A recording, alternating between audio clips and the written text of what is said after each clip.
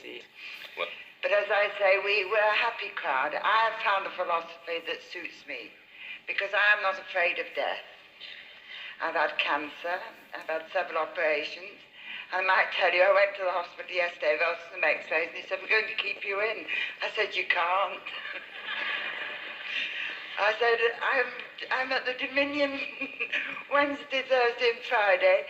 Can you come in Saturday? I said, no, I'm doing the television on Tuesday.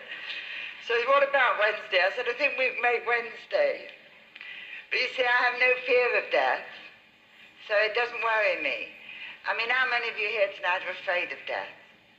And there's no need to be, because it's absolutely true. There is no death. You can't die for the life of you. As Britain's best-known medium, Doris Stokes, who's also filled the Albert Hall, the Sydney Opera House with her psychic demonstrations. She's on a countrywide tour at the moment to coincide with the publication of her latest book, A Host of Voices. Doris, what's the difference between a clairaudient and a medium, or are they actually the same thing? Well, we're all mediums.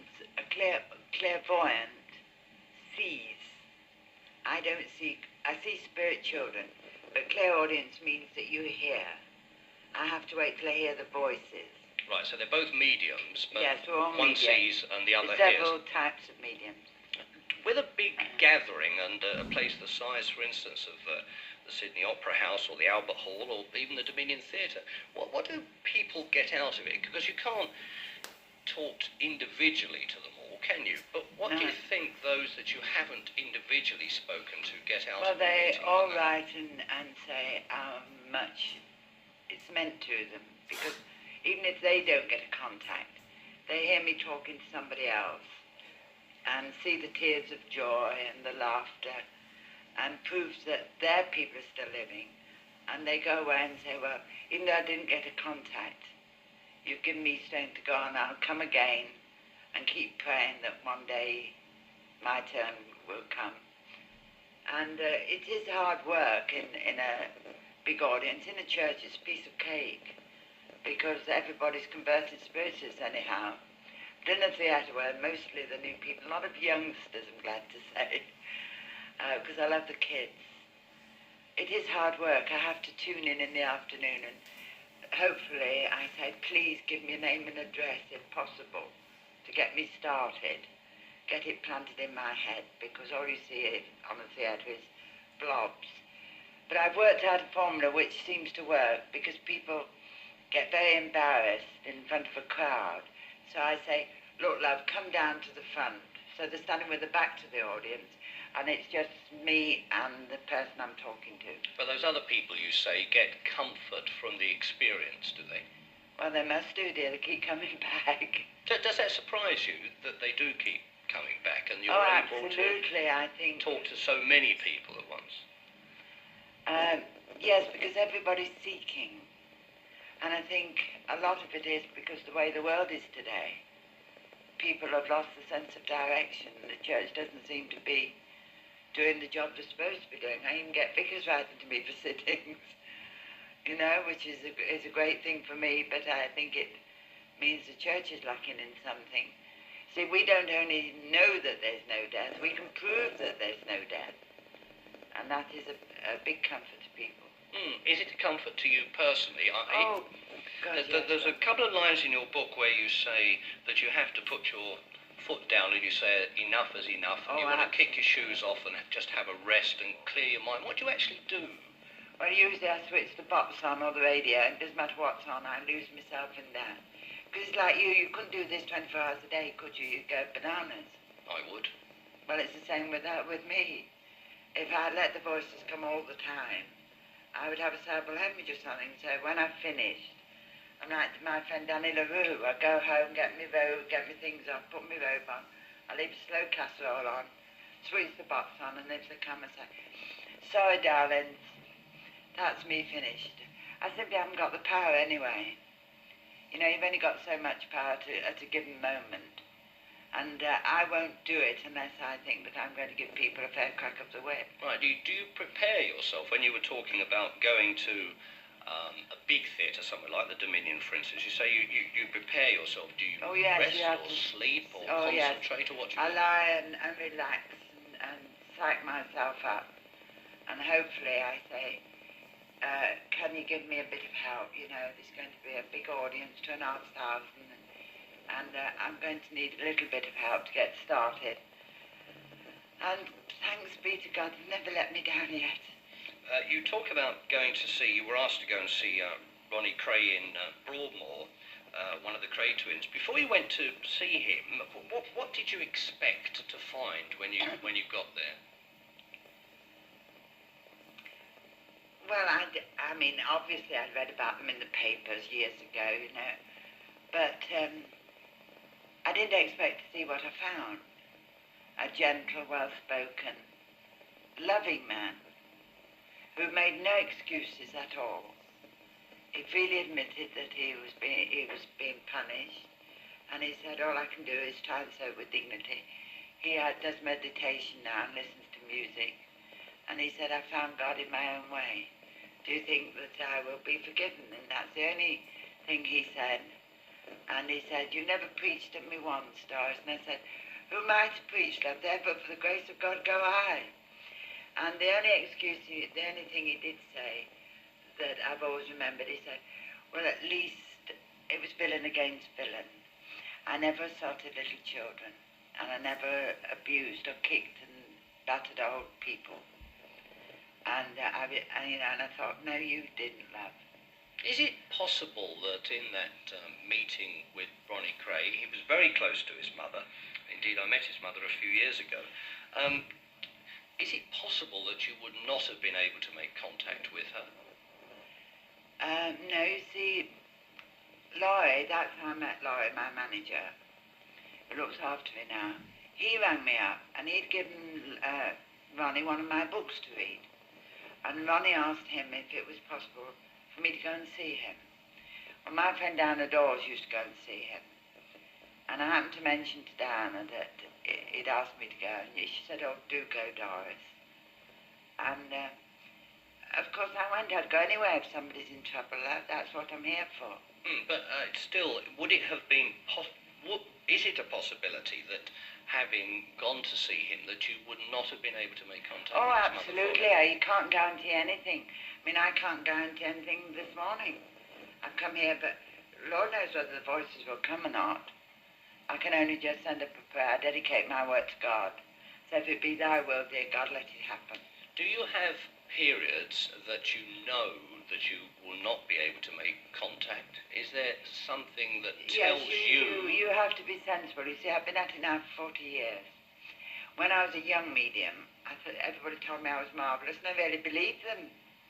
And, I was always doing it, and I wasn't giving the best standard. There has to be a time when you say, now, that's enough. It's time you rested and got your spiritual strength back again to give the best you can. You see, this year I was offered £20,000, and I've never owned anything in my life until now, and I've just bought a house. I was offered £20,000 to go back to Australia, and I turned it down because I was too tired, and I knew that if I went, I wouldn't be able to give the people the best I could possibly give.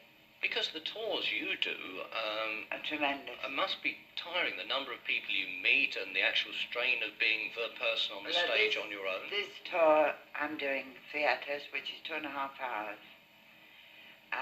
The book tour and promoting the record. And coming to talk to me as well. Yeah. How are you feeling today? You're looking serene and gentle and relaxed.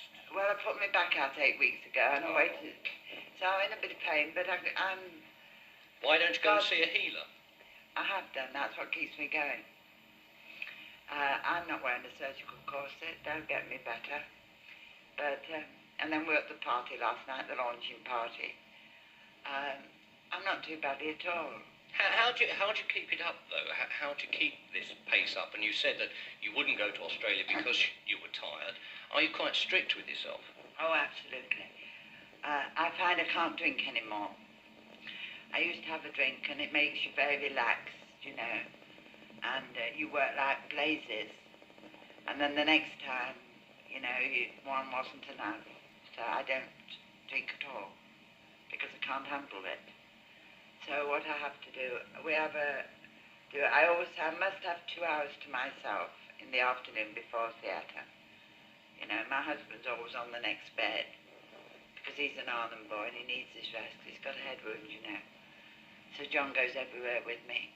But I always insist that they say, up to 2 years ago, I'd be at order. I'd been a radio station in the morning and I'd gone and do a TV and back to a radio station, 2 or 3 newspapers, and then go and do a theatre, but I can't do it anymore because after all, I'm 65 almost in January, so you have to say, well, your mind, your spirit's willing enough, but your body won't stand up to it. I've had 14 operations, you know.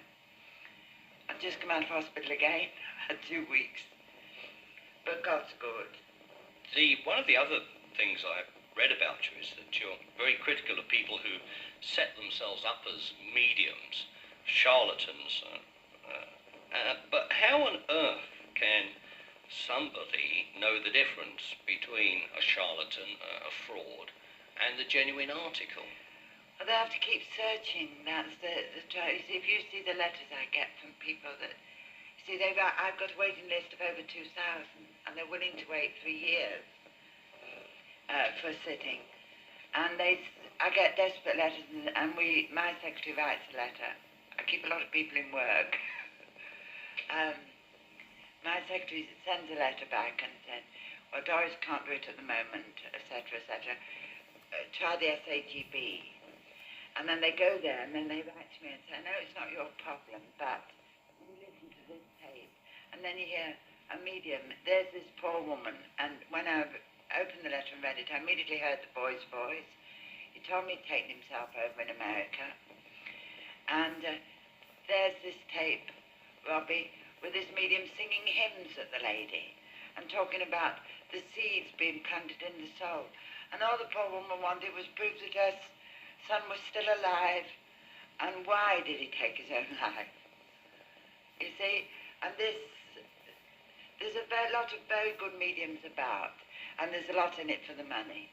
Let's not make any pretense about that. You know, there's people that read the tarot cards and the crystal ball, and they do a little bit of mediumship. Ours is a religion. I mean, it is our way of life. It is our philosophy. I believe, well, I know, don't believe, I know that there's no death, and that I am responsible. So now, especially, I live every day as if it's going to be my last, because I've got 4 kids over there, love. I don't want them to be ashamed of the mum when she turns up, do I? What will happen then? What will happen to you when I can't talk to you anymore? When you... I'll probably come and talk to you in the ether, love. Yes, what do you think will happen? Who will you be in contact with?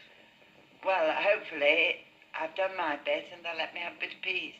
Have a rest? Yes, and get to know my children. Because I only knew one, my son John Michael, who was 5 months and 2 weeks. I didn't know the other 3 at all. They went over before they were born. So hopefully I'll have done my stint this side. Because I believe in reincarnation. I believe that if you don't do it now, you've only got to come back and start again. So I'm desperately hoping that I'm doing all the right things so that I don't have to come back again. But if you believe in reincarnation, you've got to, haven't you? Well, I'm not absolutely certain on that. I've asked questions about that of the world of spirit. Pardon me. And some mediums say that you can choose to come back, and some mediums say you don't have any choice. I believe that I don't have any choice if I haven't done it right, because we're here to learn. And if I haven't learned in the fatherhood of God and the brotherhood of man, then I'll jolly well have to come back again. But I think what I've been through this lifetime, I think maybe this is the last time round for me. I hope so, because it's a real world over there, you know. Yes, maybe you'll be supervising who comes back and who doesn't. Oh, no, I won't be good enough for that. There are guides. We've all got a guide, you see, involved beings that's been over there for hundreds of years. And I won't be good enough for that, love. I mean, I've got a long way to go. If only I can be... And I won't be able to go where my children live, because they knew no sin. They'll be able to come and see me, but if only I can be just 1/8 of the road up the path to meet them, I think I still have done well. Most people are scared out of their lives by the thought of death. Well, I've been there. I've died and come back, love. There's nothing to it. Yes, but if you're somebody like you with your firm beliefs, does it make you a happier person, Absolutely. a more relaxed person, a more content because it's person? a great adventure I've got to look forward to. I'm not going into darkness. I'm going into another world. It's only just stepping from here to there. That's all. It's only a blink of an eyelid away. Death is nothing at all. Death is but an illusion. And if only people that have lost loved ones could talk about them in the old familiar way and laugh with them and instead of going up to the cemetery day after day and weeping over the grave, it's only an old overcoat in there. I mean, they can put my man in the dustbin when I'm gone because I won't need it anymore. You hope people won't be popping up to weep over your grave? Oh, no, I've already arranged, man. I'm having no death march or anything. I'm having Jim Reeves. May the good Lord bless and keep you. I'll be all right. People that's left behind us to be worried about. So I'll be wishing them good luck. Did you ever read that story? I have never forgotten. It was in the paper. Some dear old soul. She was a pensioner. She saved up enough money. She had a brass band outside the door and she played Wish Me Luck as you waved me goodbye. What a marvellous way to go. You know? That's what it's all about. Do you think there are many people that would select, and indeed I was reading this week that a lot of people are now choosing their own music and it goes into their will. Look, you know, when I go, please can I have my own music? You've already chosen Jim Reeves. Jim Reeves, may the good Lord bless and keep you. I think it says everything, you know. It goes, may you walk with sunlight shining and a bluebird in every tree. May there be a silver lining back of every cloud you see. And that's what, if I go first, that's what I want my husband to do. Not to cry for, he'll grieve for the loss of my physical presence, but he'll know that I'm quite close by. Do all your close family and friends share your same philosophy and have no fear of death? Absolutely. And you don't even have to go there alone, you know. Have you ever been with anyone that's come to the end of their earthly life? Well, I'm an ex-nurse, you see. And, you know, and they start talking to people you can't see. And they say, well, she's delirious, stuff and nonsense. They already can see into the next world. And they're talking to the people that's come to meet them. And you see the hands go out and they say, doesn't she look peaceful? You know, and they look at them in the coffin and said, oh, she looked beautiful. Of course she did. She's seen her husband or her son or whatever, or mother or father, come to take them by the hand and say, come on, love, that's your lot. We're going to take you out of all this pain and let's go home. Are you conscious of just how vulnerable people are in their distress, in this searching, in this long-term grieving for somebody that they have lost? And I won't let people lean on me as a crutch. That is most important. It's a frightening responsibility, you know, Robbie. And you would have people, I could make £200 or £300 a week, no bother. No effort at all. Because you get somebody, and I get all people from all stations of life. And there's one lady in particular, she's a lady. And her son took his own life. Now, if I let her, she would come to me every other day. And pay me well. But I won't have it. I have proved to her beyond any doubt that her son still lives. And who he's with, and when his wife was going to get married again, he came and told me, and I simply just rang her up and said, now don't get upset, love, but your daughter-in-law's going to get married again. But she would come every other day. But you mustn't do that, you see. You can't allow people to use you as a crutch, because that's cheating. Because you suspended all your private sittings, haven't you? Well, yes, at the moment, because I think the spirit world bed means going out reaching new people. So I get thousands of letters a week. I have to employ a secretary and a bookkeeper and accountants and oh dear. And but what happens is practically every letter said, since hearing you at such and such a theatre or what have you, I've now joined the Spiritist Church and I've found such peace and comfort there. What about the people who doubt your powers and sort of think that it's all mumbo jumbo? What's the difference between them and the other people that get so much comfort from what you do? Well, I don't try to push my opinions down anybody's throat. I mean, I know I've got a philosophy that suits me. And where one person doesn't believe me, there's thousands all over the world that does. So I must be doing something right, as I won't keep getting asked back to the theatres, would I? Yes, but you can con people once. You know, you go to a theatre and they say, oh, there's a medium coming, we'll have a bash at this, you know. But if I didn't turn out the goods and do it truthfully, then those people's not going to queue up again and fill the theatre twice again, are they? But you never feel to yourself that you've got to prove anything. Oh, yes, I've proved myself every time. But you do feel that you have to prove yourself. Oh, yourself. Absolutely, love. And do you... I mean, you can't guarantee. Right, but do you hope that you bring in the people that doubt? Because you talk about a lot of warmth and peace that people get from what you do. Do you hope you bring in the other people who don't believe? Absolutely, and I hope that when... I can't do anything alone, you see. When I go into a theatre, you've got to feel that love coming up. And you can't keep love unless you give it away. And I love people. And the minute I'm sitting, I'm so nervous I have to put a chair in the wings while the introduction goes on. I'm sitting there and my legs, knees are pressed together. But the minute I walk out on that stage, I feel the love that comes from all these strangers. And everybody writes me, dear Doris, I hope you don't mind me calling you Doris, but I feel that you're my friend. You know, you're part of our family. And how can you go wrong, lovey? You know, you've got to go out there and sweat blood. You might be in agony and pain, and I've done that when I've had to be propped up with cushions. And but I go out there and just dedicate my work to God and say, if it be thy will. And people do write and say, well, I've never been to anything like it before.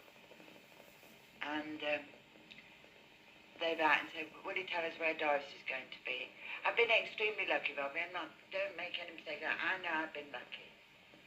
And one medium said to me, there's a lot of very good mediums around. She said, and if they'd had the coverage you've had, they would be famous, which hurt me a bit, because I didn't expect it from Do you mean there's backbiting in the medium world as well, Doris? Oh, yes, dear. So, absolutely. So I said to her, well, it doesn't matter how much coverage I get, unless I delivered the goods. Then the newspapers would slate me. And how many newspapers have you had that slated Doris Stokes? Yeah, are there other people who are not mediums who can produce that same sort of feeling, that it's like an energy, like an electricity of Oh peace? yes, everybody's psychic. Everybody's got psychic power. But you see, I think, unless you've suffered, you see, I've lost children, so therefore I've trodden that path, so I can go down the path with the parents. I've had cancer. I've been amputated, so I can go along the path when somebody will write and say, they say I've got to have my breast stopped. And I write back and say, look, love, I've been there. And don't be a fool like I was and be afraid to let anybody know. Learn to laugh about it. After all, we're still the same people, even if we have got a lump missing. And I lost my father when I was 13, so I can sympathise with kids that's lost their fathers. Because I've been there. I know the troubled world that the kids are in. And they think it's their fault that Dad has died. I did. You know? What did I do wrong? So you've got to have been that path before you can walk it with other people. It's coming up to news, travel and weather time, Doris, which no doubt you knew was on its way at 2 o'clock. No, I'm not a no predictor. It's coming up to 2 o'clock, and after the latest news, weather and travel, maybe you'd like to talk to Doris on 486-7744, maybe to ask her some of the things that I didn't, if you wish to. She has a temporary phone number, 48677. Doris? Hello, Kayla. I don't really know how to start. But I suppose the easiest way is to say that for many years, well, as far as I can remember, I've always sort of known things about other people. And as I've got older, especially like you said when you had a drink, when I've had a drink, I feel people who seem to be in trouble, I just can't stop myself from trying to help. To say things and for a long time, my husband just sort of, he never got cross or anything about me, but a friend of mine said to me, you ought to do something about it. I said, yeah, what, ignored it. You're not very old, Kay, are you? No, she bought me your books. And I say you're not very old. No, not really. 30-something? Yes. 32, are you? A bit older than that. Oh, yeah. You only sound about 32. Well, don't waste time like I did, trying to conform. If you've got a gift, then use it. Yeah. You live at Croydon. Well, I'm moving out to a place called Lee Green. Yes. And when I get into my new house, I'm going to start a teaching class again. Are you? For youngsters, to help them to develop so they can step into our shoes. Yes. So perhaps that's what you need to do. Well, that's what for a long time I felt troubled, really, that what I was doing wasn't right or whatever. Who's the lady here that had the stroke? My grandmother. She's here, and she said, you tell her to get on with it, girl. And I said, what did you pass her? Who's Mary? One of my aunts. She's still living? Yes. Mary hasn't been very well, so your gun's telling me. She went to hospital. Yeah. For a test or something.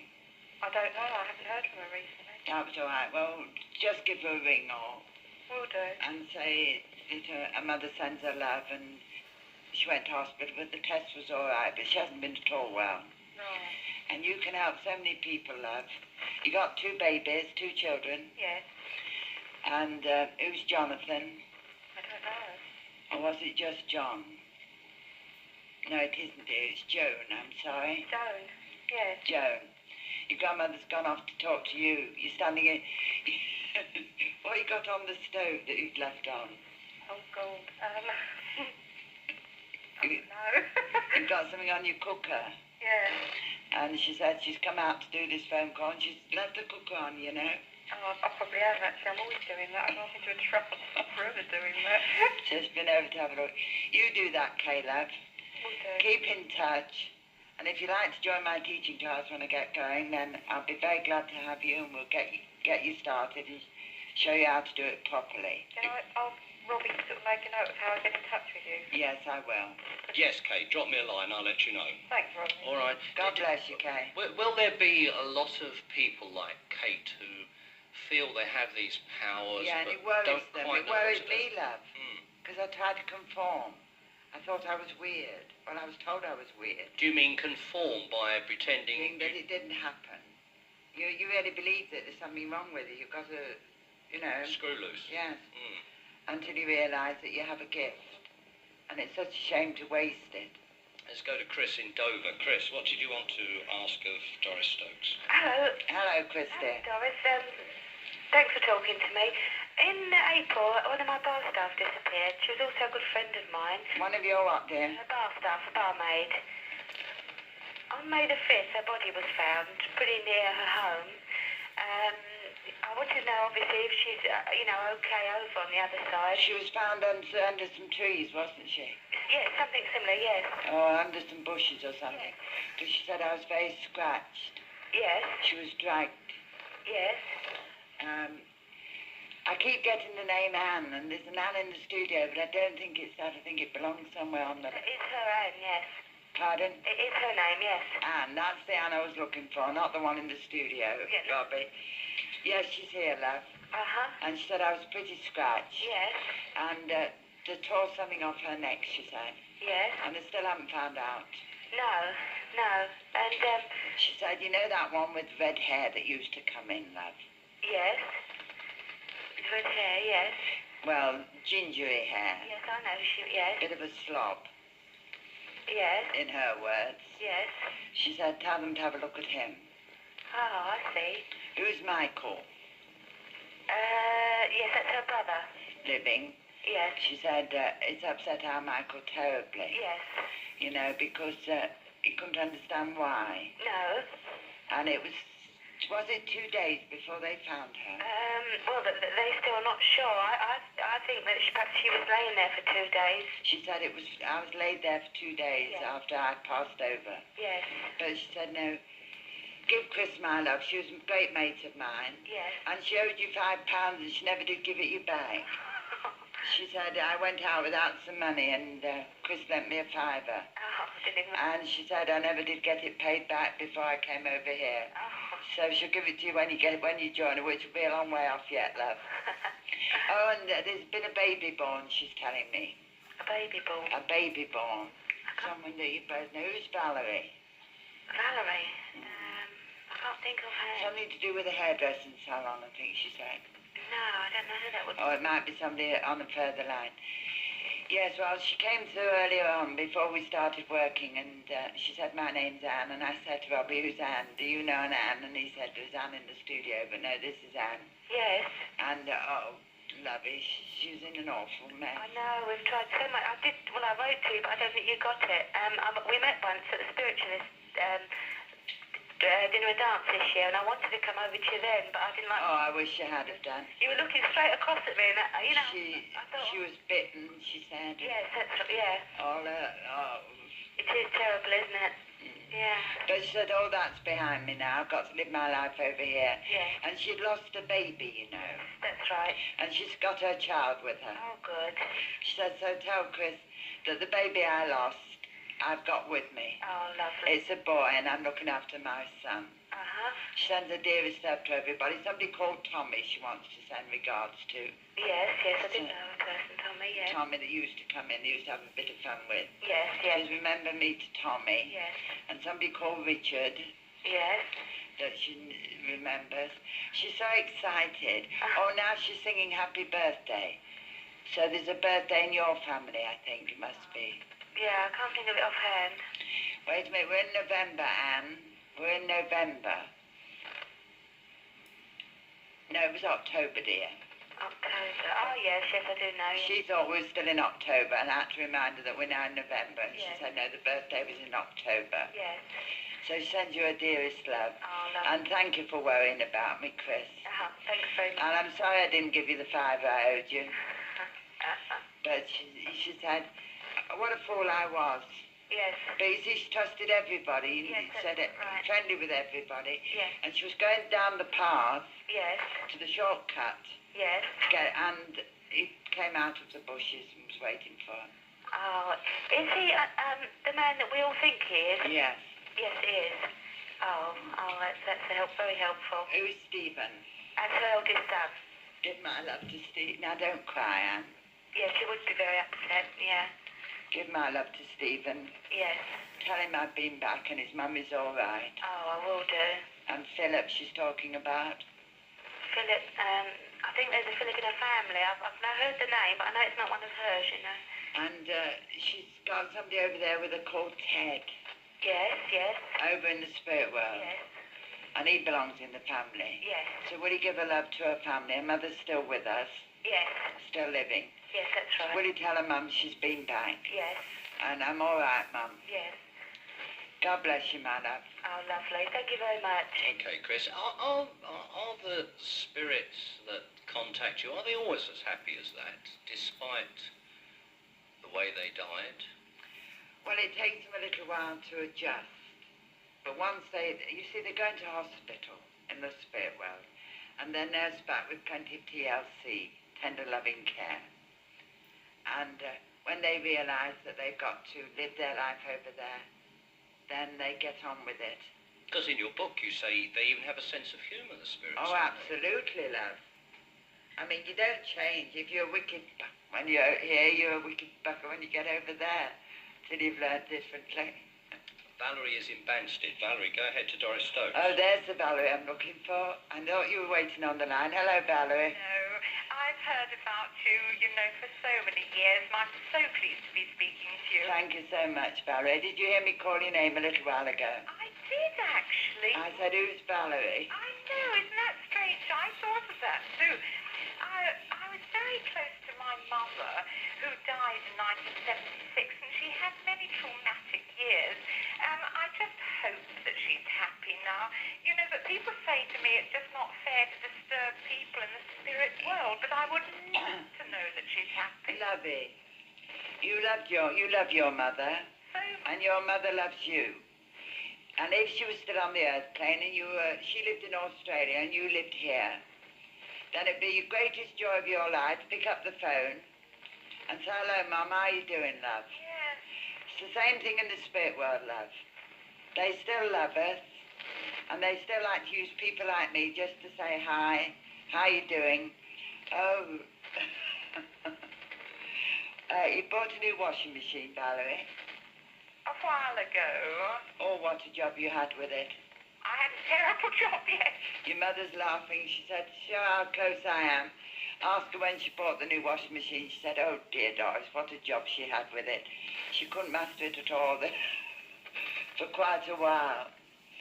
And I know that, yes, dear. Oh, lovey, I think I just want... she suffered quite badly. She suffered quite badly before she got over, dear.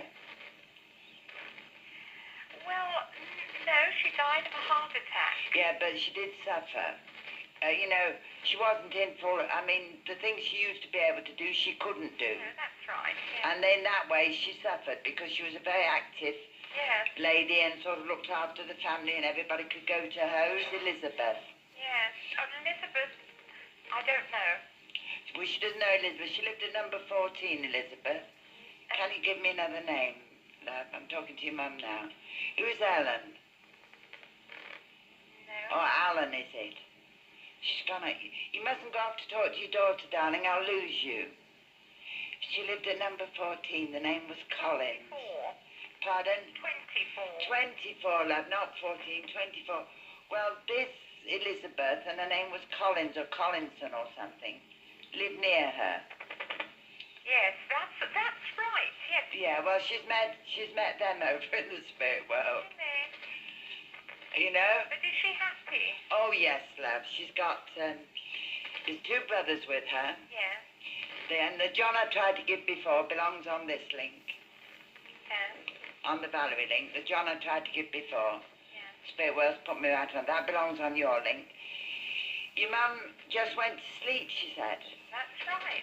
She said, used to get very frustrated, Doris, because I couldn't, and I got very short-tempered, you know, because I couldn't do the things I used to do, you know? And then she said, so she must have been a very good lady, Val. She was lovely. Because I always say, only good people, you know, every time at night I say my prayers, I say, please God, if my card's out tonight, can I have a quick heart attack? Yes. Or a cerebral hemorrhage, or preferably just to go to sleep and wake up on the other side. Can she look down? Of course she can. I've got a baby born somewhere. They keep shouting it in my ear. You haven't had a baby born in the family. No. You know, I was quoting Australia. You've got people in Australia, have you? No, not relations, no. No. Oh, well, it must be on the next call then. Next call, yes. Yes, she's fine, love. Is she? Oh, thank you. And she said, and you've got a photograph of her. She's taken in the garden, she said. That's right, yes. And she said, you speak to her when you does the photograph. And she said, I answer her, but she can't hear me, of course. She was taken in the garden. Not a very good one, but it's me. Right. Well, thank you very much for speaking. God bless you, Valerie. Okay, from Valerie, let's go to Joyce, who's calling from Tooting. Hello, Joyce. Hello. Hello, Joyce. I was cut off. Hello, Doris. Hello, Joyce, love. Something's bothering me. I don't know whether to believe it or not, but... Well, tell me, love, and see if we can help. Thank you. My mother died 30 years ago, and I used to dream of her then, but just lately I've started to dream of her again. Just as if things have never altered, you know, that she's exactly the same as she was. And once before, I had an impulsion to go to the grave. I Yeah. don't know why. I just grabbed a taxi and went. And when I got there, they were tearing the grave apart. You managed to stop them? Yes, I did. Well, that was your mother getting through to tell you, because she knew how upset you would be. Not that it would upset her. Being upset, you see. It was a private grave, and I knew what it meant to her. Yes. But I was the nearest one to the cemetery. Whatever made me go there, I don't know. No, it was your mother telling you, love. Pardon? It was your mother telling you. That's right. You see, she's a very, very private person, your mum. Very reserved lady. Yes, that's true. Very reserved, and she's, you know, and I would have to talk to her quite a little while to get her to, because I'm a perfect stranger to her. Yeah. She was a marvellous friend, but I have a feeling, that, as I'm picking up from her, that she would be friendly with everybody, but she had very few close friends. True. Yeah. Because she's a very reserved lady. Yeah. And it would worry her to think that the grave was being destroyed, even though she's over the other side and she knows it doesn't matter, but that's your mum. That was her personal, private place. Yeah. And that's why it was so insistent. Pardon? It was my mother and father's grave. And she was so insistent that you pick the thought up. But don't think because you started to dream of your mother constantly that it means that something's going to happen to you, lovey. You know, you have been going through a little bit of emotional upheaval, she tells me. Well, yes. But don't we all these days, love? Too true. And then I think it's when they come in closest to us. You see, and just to prove that they are there. And you've only got to put your hand out. You're very close to your mum. You're the baby, aren't you, love? Yes, I was. She said, well, she's my baby, you know, Doris. So there is a special bond between us. Good. I was the youngest of 10. Yes, and she said she wasn't meant to be born, you know. I think it was a surprise. And she said at first that, you know, when it happened, I always felt a bit guilty because I didn't want her. Then when she arrived, you know, I made a bit more of her because of the feeling in the beginning. I thought I'd had it, you know, I'd had enough. Yeah. And she's talking about